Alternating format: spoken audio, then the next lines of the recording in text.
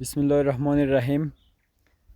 اینجا از کوه علمود به تاریخ 24 برج 2 1402 یک تفریح آمدیم. بسیار جای دلنشین، جاهای خوب، خوش منظره، خوش باد و هوا و جای دوست داشتنی. و این گلهای سنجید، گلهای رنگارنگ، هر نوع گلهایی که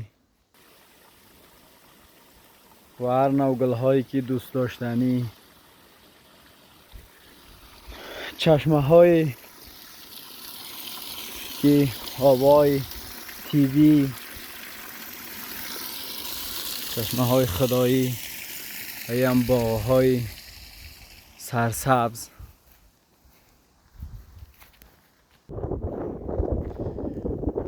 و این محل بود و باش زندگی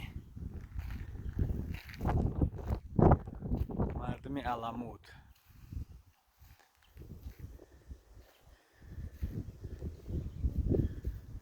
در خصوص جای دوست داشتنی و جای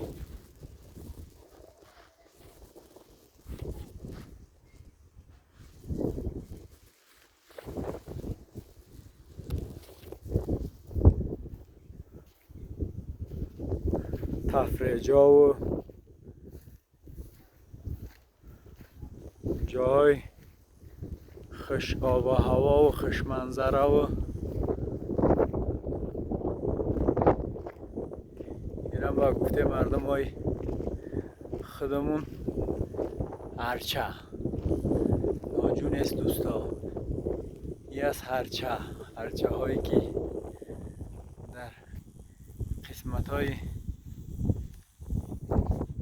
بعضی منطقه ها است. اینا هم از درخت های چهارمغز. این هم از درختی آلو. هر نوع درخت در اینجا وجود داره. و این هم درخت های